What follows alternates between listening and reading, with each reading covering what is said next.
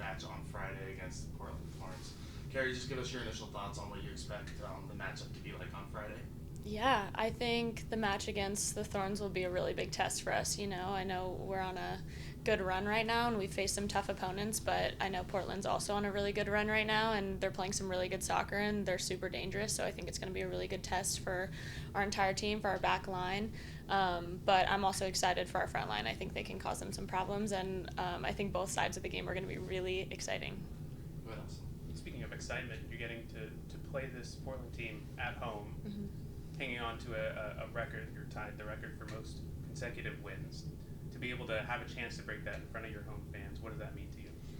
It means everything to us, especially given that Orlando has kind of, had its ups and downs through its history, and through my time here, we've been through some adversity for sure. So I think it means a lot to the group, just to have this opportunity. And I mean, just looking at our success so far, I think we're already really proud, and we don't want to get too high or too low, and we want to stay pretty even keeled. But we're up for this challenge, and we're really excited to take on Portland. Kerry, with this, you mentioned the ups and downs. What's been the difference between the years you've been here in the past and this year on this seven-match win streak? I mean, I think it's everything. We still have a good core group here, but we've brought in a lot of players, and we're just meshing in a way that we haven't before. We have some pretty dynamic forwards up top, which is always exciting. Barbara being a highlight of those, but I think we're just really cohesive and we're playing well off each other, and we're playing some really good soccer, and we're playing confidently, which I think has changed our game. With the addition with Barbara, what just describe some of the things she just brings on the pitch? Yeah, I mean, she's a constant threat in behind. Not a lot of defenders can match her speed, so she's definitely a kind of bailout for us at times, a cheat code.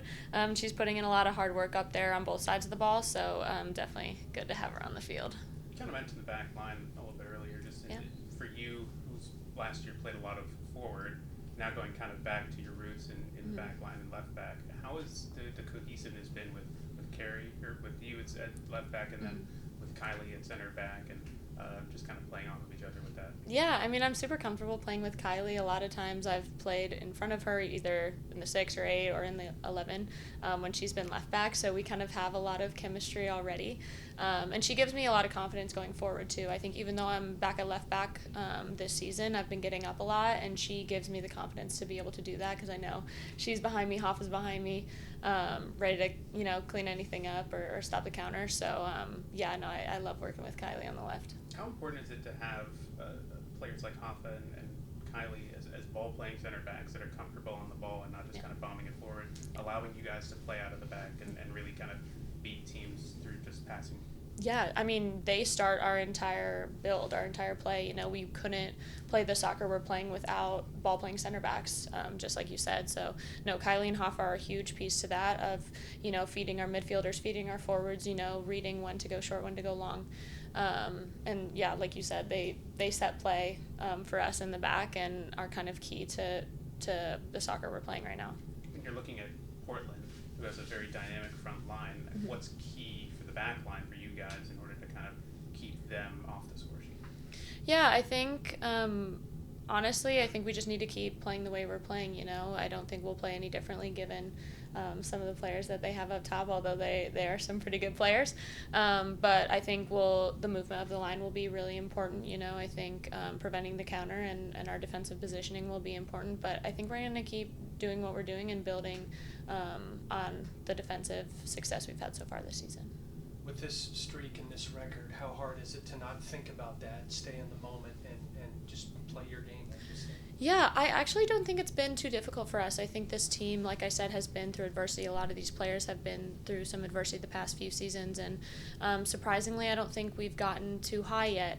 I'm always worried about that. When is the wake-up call going to be? But we've really done a good job of celebrating our success while also focusing on the areas we can improve. And we've scraped by some of these teams pretty closely, so I don't think we're I don't think we're thinking that we're up on our high horse by any extent.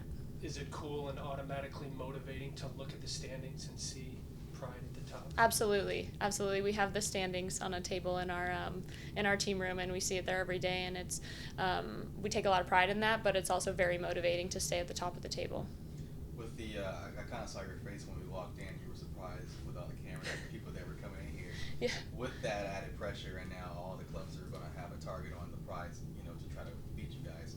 How do you all channel that? Do you embrace it, or do you try to approach it the way you've always approached it? I think we're trying to approach it the way we've always approached it. I think we're staying kind of with our focus set on us and in our little team bubble, and we'll accept the pressure. We love it.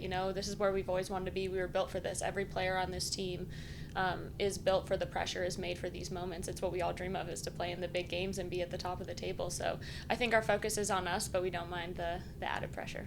What is the confidence level right now for you and the team in general? I think we're playing super confidently. I think it's a big part of our success right now.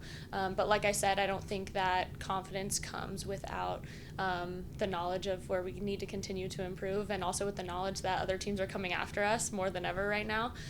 So I think, we're just focused on one game at a time, and but we have the confidence for sure. Does that excite you too, knowing that you and the team are on a 7-game win streak, but you guys still have room to improve? Yeah, it's so exciting, right? We've played some really good soccer, but the ceiling is even higher, and I think that's so exciting for us because we're all soccer players. We're all ball players. We want to play good soccer and beat good teams in good ways. So I think we're all really looking forward to the potential of this team. Last one for me, the turnaround that Seb Hines has been able to kind of orchestrate here.